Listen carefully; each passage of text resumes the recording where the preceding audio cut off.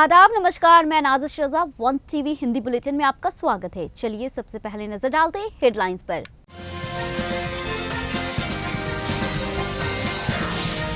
100 से ज्यादा देश है, लेकिन हमारे हित हमारी प्राथमिकता, इस सम्मान पीएम मोदी।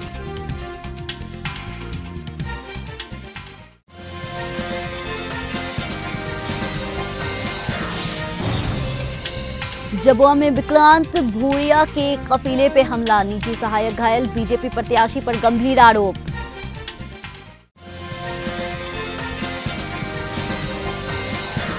उत्तरकाशी में अमेरिकन ऑगर मिशन से रात भर ड्रिल, 40 लोगों की टीम ने 30 मीटर तक किया ड्रिल। खबर विस्तार से। प्रधानमंत्री नरेंद्र मोदी ने आज वीडियो कॉन्फ्रेंस के जरिए दूसरे voice of global south summit के उद्घाटन सत्र को संबोधित किया है। इस दौरान पीएम मोदी ने कहा है कि वॉइस ऑफ ग्लोबल साउथ 21वीं सदी की बदलती हुई दुनिया का सबसे अनूठा मंच है। वहीं भौगोलिक रूप से ग्लोबल साउथ हमेशा से ही रहा है, लेकिन उसे इस प्रकार से आवाज पहली बार मिल रही है और ये हमारे साझा प्रयासों से हो पाया है। हम 100 से ज्यादा अलग अलग देश हैं, लेकिन हमारे हित सम्मान, हमारी प्राथमिकताएं सम्मान है। लास्ट माइल डिलीवरी में सहायता मिलेगी और इंक्लूसिविटी बढ़ेगी। वैश्विक डीपीआई रिपोजिटरी बनाने पर भी सहमति बनी है। इसके अंतर्गत भारत अपनी क्षमताएं पूरे ग्लोबल साउथ के साथ साझा करने के लिए तैयार है।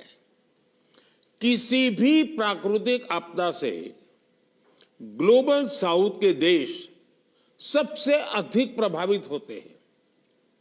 इसके लिए भारत ने coalition for disaster resilient infrastructure यानी CDRI शुरू किया था। अब G20 में डिजास्टर रिस्क रिडक्शन और रेजिलिएंट इंफ्रास्ट्रक्चर के लिए नया वर्किंग ग्रुप भी बनाया गया है। मध्य प्रदेश में विधानसभा चुनाव की वोटिंग जारी है, लेकिन इस बीच प्रदेश में कई जगहों से विवाद की खबरें सामने आ रही है। वहीं मध्य प्रदेश की हाई प्रोफाइल सीटों में शामिल झाबुआ में पथराव की घटना सामने आई है। वहीं युवा कांग्रेस के अध्यक्ष विक्रांत भूरिया के कफीले पे हमला किया गया है। इस हमले में विक्रांत भूरिया के सहायक घायल हो गए हैं। ये मामला झाबुआ के अंतरवेलिया का बताया जा रहा है। वहीं कांग्रेस प्रत्याशी विक्रांत भूरिया इस मामले में बीजेपी पर गंभीर आरोप लगाए हैं। इस मामले में कांग्रेस उम्मीदवार डॉक्टर विक्रांत ने बीजेपी पर पथराव का भी आरोप लगाया है। वहीं भूरिया ने आरोप लगाते हुए कहा है कि बीजेपी के लोगों ने उनकी गाड़ी पे पथराव किया। वहीं गाड़ी के शीशे फूट गए हैं और भूरिया के निजी सहायक जय सिंह सिकरवार घायल हो गए हैं। वहीं कांग्रेस नेता ने FIR दर्ज कराई है, जिसमें अज्ञात लोगों पे हमले का आरोप है। वहीं जब बैतूल में चुनाव के काम में लगे एक पीरसीन अधिकारी के हार्ट अटैक से मृत्यु भी हो गई है, जबकि टेकमड में एक कर्मचारी की भी मृत्यु हो गई है। मध्य प्रदेश विधानसभा चुनाव के लिए आज सुबह 7 बजे से मतदान हो रहा था।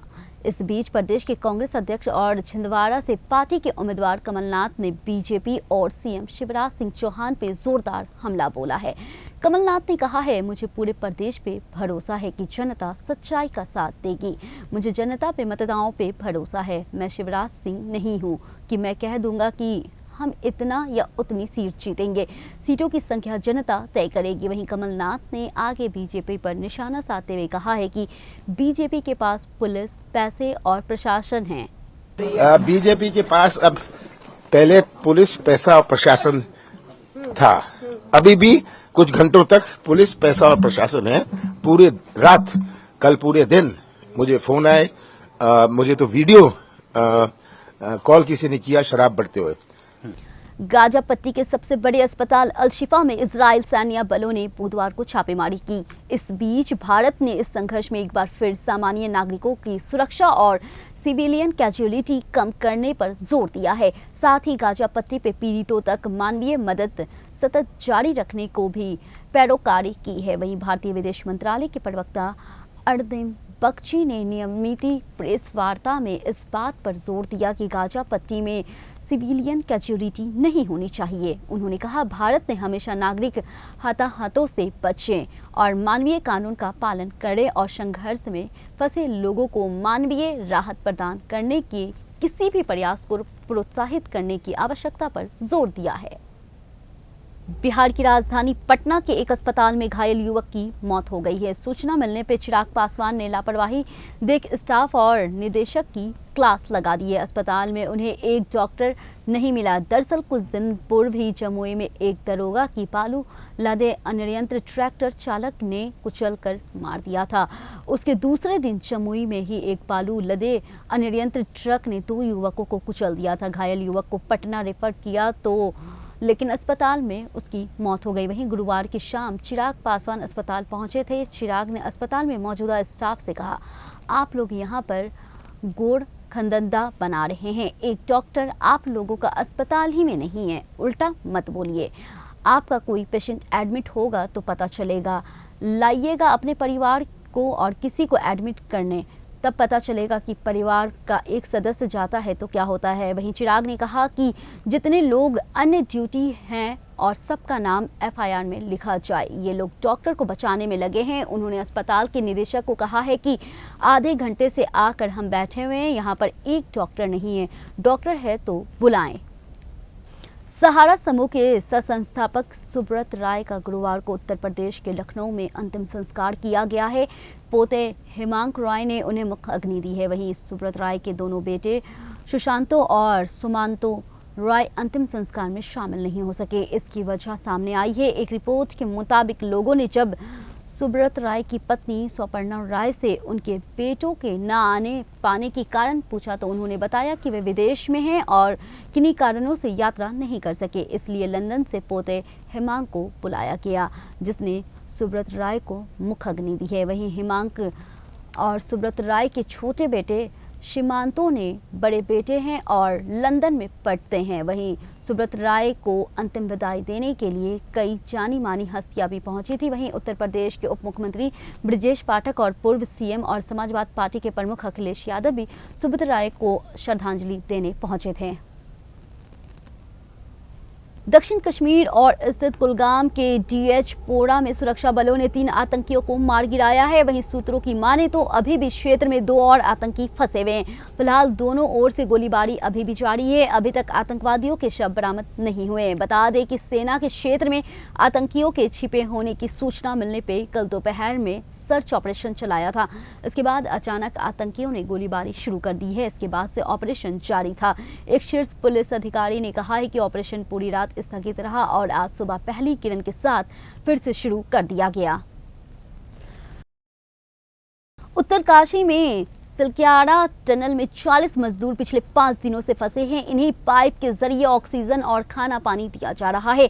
इस बीच अमेरिका से आई ऑगर मशीन ने गुरुवार को रात भर ड्रिलिंग की है। रात भर 6-6 मीटर के 5 पाइप मलबा आज शाम तक बाहर निकालने की उम्मीद की जा रही है। वहीं टनल में भेजे गए टीम ने शुक्रवार सुबह तक 30 मीटर ड्रिल कर लिया है। बता दें कि इस ऑपरेशन में 40 लोगों की टीम रात भर जुटी है और करीब 6 से 70 मीटर तक खुदाई करनी है। वहीं 12 नवंबर की सुबह 4 बजे टनल धंसने के बाद 40 मजदूर अंदर फंसे हुए हैं।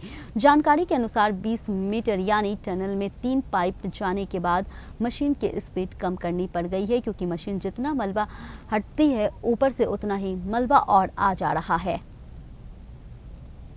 दिल्ली की वायु गुणवत्ता शुक्रवार को भी बहुत खराब और कुछ इलाकों में गंभीर श्रेणी के बीच बनी हुई है। दिल्ली में आज औसत AQI 435 दर्ज किया गया है। ऐसे में दिल्ली NCR पे धुंध का चादर छाया हुआ है। सुबह के समय विजिबिलिटी भी काफी कम रही। दरअसल प्रतिकूल मौसम और संबंधित परिस्थितियों के कारण प्रदूषक कणों का बिखराव नहीं हो पाया है। यही वजह है कि प्रदूषण का स्तर कम नहीं हो पा रहा है। उधर पंजाब में रिकॉर्ड स्तर पे पराली जलाई जा रही है। इसका भी प्रभाव देश की राजधानी पर देखने को मिल रहा है। हालांकि दिल्ली सरकार और राष्ट्रीय प्रौद्योगिकी संस्थान कानपुर की एक संयुक्त परियोजना की हालिया निष्कर्षों से पता चला है कि बुधवार को राजधानी की वायु प्रदूषण में वाहनों के उत्सर्जन का योगदान लगभग 38% था। आज के हिंदी बुलेटिन में इतना ही। मुझे दीजिए इजाजत, फिर मिलेंगे नए हिंदी बुलेटिन के साथ सिर्फ पॉन टीवी में।